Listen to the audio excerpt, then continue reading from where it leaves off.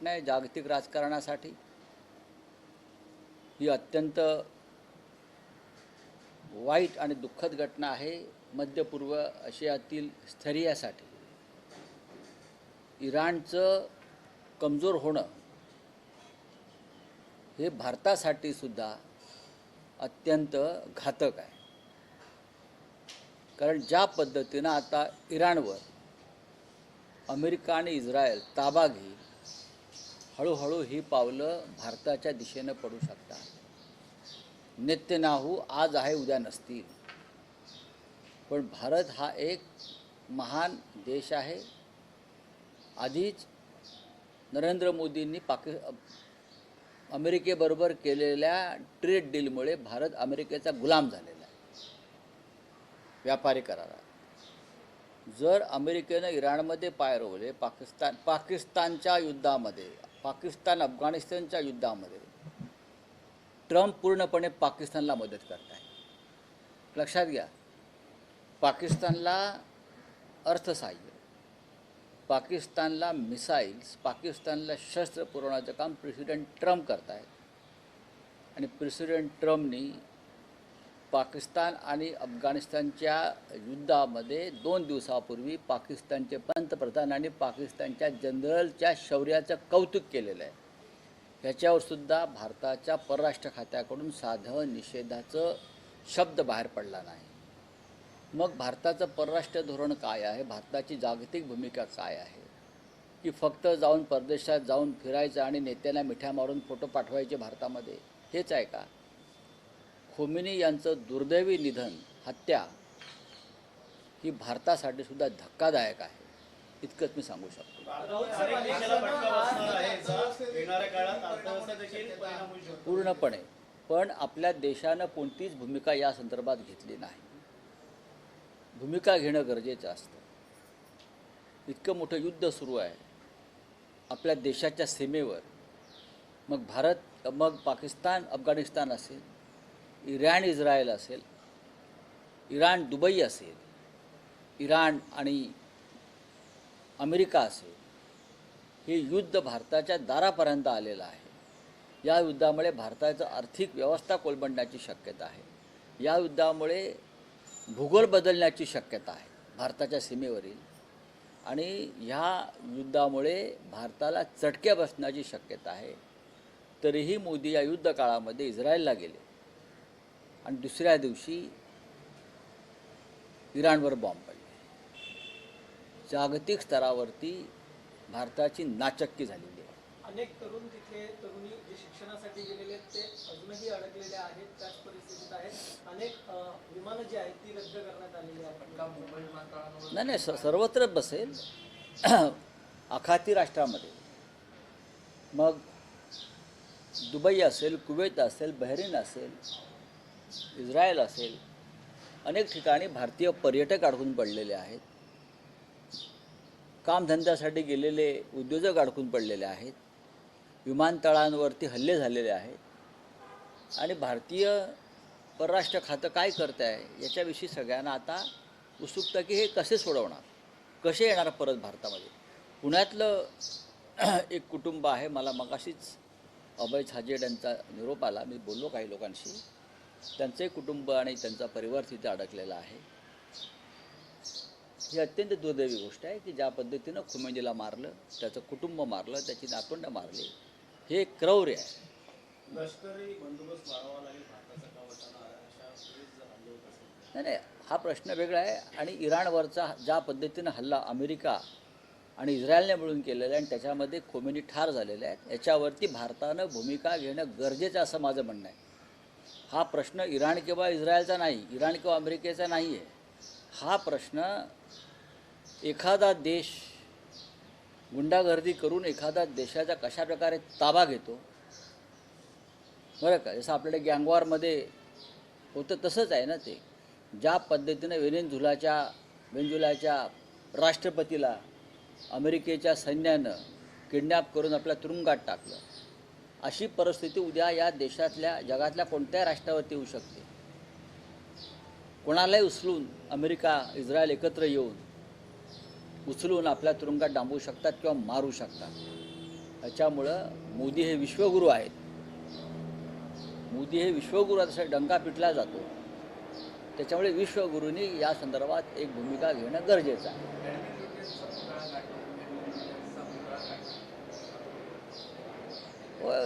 लुटियनचा पुतळा काढण्याचं कारण मला वाटत नाही काय आहे.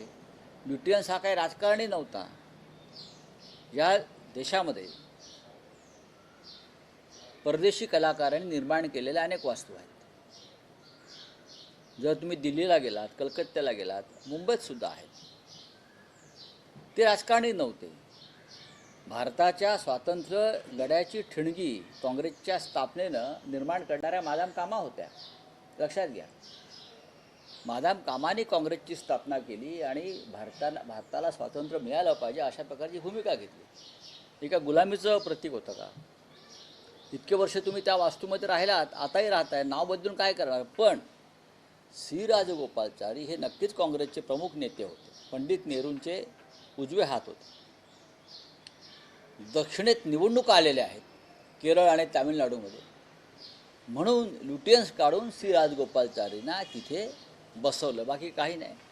लुटियन्सनी जी दिल्ली निर्माण केली त्या दिल्लीवर, त्या उत्तम स्मार्ट सिटीवर सेंट्रल विस्टाच्या नावानं बुलडोझर फिरवण्याचं काम नरेंद्र मोदी करत आहेत. जाऊन बघा दिल्लीमध्ये, सर्वत्र पाण्याचे लोट वाहत आहेत, खड्डे पडलेले आहेत, धूळ आहे, सिमेंट पडलेलं आहे.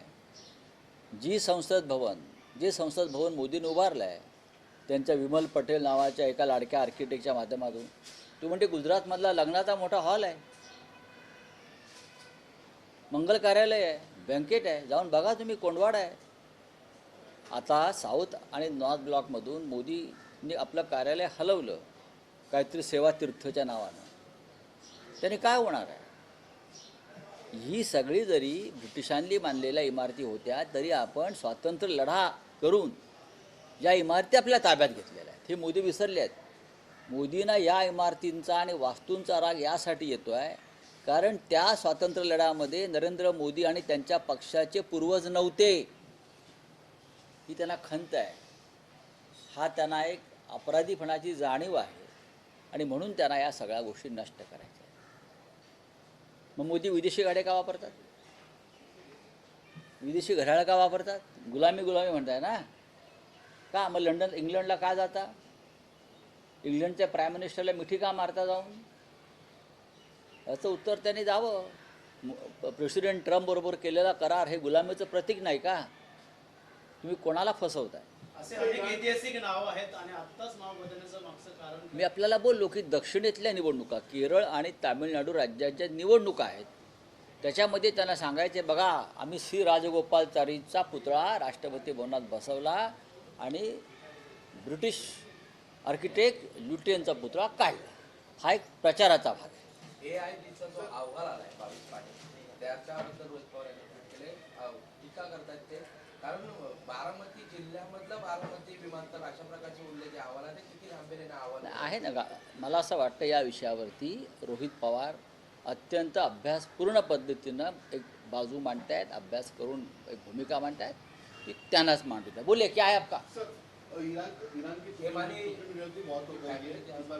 देखिए ये युद्ध सिर्फ ईरान और इजराइल या अमेरिका का नहीं था. मैं मानता हूँ ये जागतिक युद्ध है और उसमें भारत जैसे बड़े देश की भूमिका महत्वपूर्ण हो सकती थी.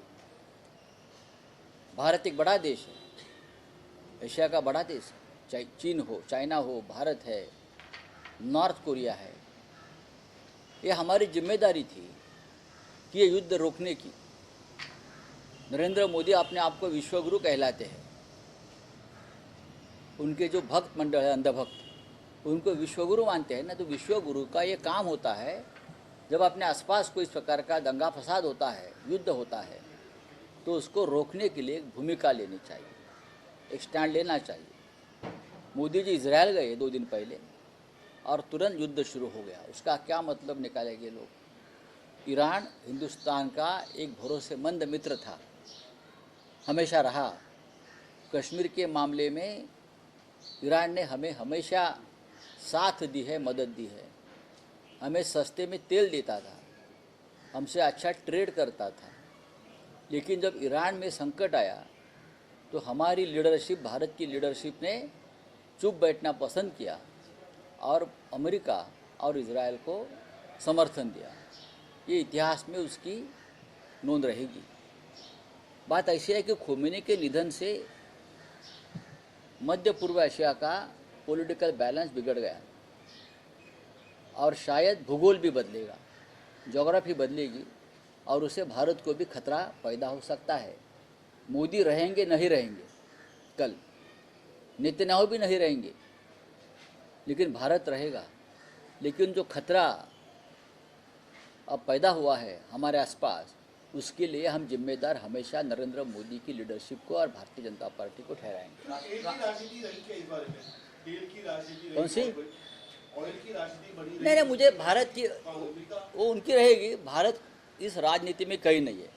भारत इजराइल की भी गुलामी करता है, भारत अमेरिका की भी गुलामी करता है, भारत सबकी गुलामी कर रहा है। भारत को, इतने बड़े देश को, विश्वगुरु को स्टैंड लेना चाहिए था। पाकिस्तान और अफगानिस्तान का युद्ध चल रहा है, उसमें लेना चाहिए। प्रेसिडेंट ट्रंप खुलेआम पाकिस्तान की मदद कर रहे हैं, खुलेआम उनको मिसाइल दे रहा है, उनको पैसा डॉलर दे रहा है, और पाकिस्तान के प्राइम मिनिस्टर पाकिस्तान के जनरल्स को शूर भी बोल रहा है। ये बहुत शूर लोग हैं जनरल आपके। तो क्या हमारे देश की तरफ से किसी ने उसका निषेध किया है, क्रिटिसाइज किया है कि प्रेसिडेंट ट्रंप ये ठीक नहीं है, बोला है क्या? तो क्या है आपकी पॉलिसी, क्या है? बहुत सारे लोग अटके पड़े हैं एयरपोर्ट तो अभी में। सरकार को देखना पड़ेगा उस बारे में। हमारे लड़के, हमारे बच्चे, हमारे स्टूडेंट, हमारे कामकाजी लोग गल्फ में, इजराइल में, ईरान में अटके पड़े हैं। उनको लाने की जिम्मेदारी विश्वगुरु की है। राष्ट्रपति भवन से तो दीदी साहब, लाया गया है। हाँ? किस तरह से इस राजनीति को देखते हैं? देखिए, लुटियंस, एडविन लुटियंस का एक स्टैचू था राष्ट्रपति भवन में, जिसने राष्ट्रपति भवन बनवाया और सभी राष्ट्रपति वहाँ रहे। क्या मालूम कल मोदी भी वहाँ रहने को जा सकते हैं। उसका स्टैचू हटाया, क्यों? गुलामी का प्रतीक है। कौन सी गुलामी? प्रेसिडेंट ट्रंप से आपने जो ट्रेड डील किया है वो गुलामी नहीं है। इजराइल के साथ आप जो कर रहे हो गुलामी नहीं है।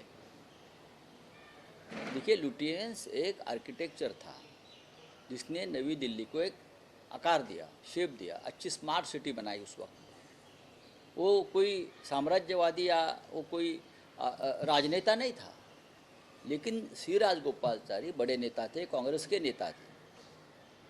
इसलिए आपने उसको आज लाया है राष्ट्रपति भवन में, क्योंकि केरल और तमिलनाडु में जो चुनाव आने वाला है विधानसभा में, तो आप दिखाना चाहते हैं साउथ के लोगों को, देखो मैंने साउथ के इतने बड़े नेता को राष्ट्रपति भवन में उनका स्टैचू लगाया है। लुटियंस ने बहुत कुछ बनाया दिल्ली में, आप उसका भोग भी ले रहे हो। बड़े बड़े बंगले में आपके मंत्री रह रहे हैं जो लुटियंस के हैं। साउथ ब्लॉक, नॉर्थ ब्लॉक में आप कल तक बैठकर राज करते थे। अभी आपने एक नया अपना कोई बना दिया है ऑफिस, सेवा तीर्थ के नाम से, लेकिन दिल्ली पहचानी जाएगी लुटियंस के नाम से। मोदी जी कितनी भी कोशिश करें, अब सेंट्रल विस्टा बनाकर पूरे खड्डे, पानी, सीमेंट पूरे सड़क पर आपको दिखेगा दिल्ली में। दिल्ली को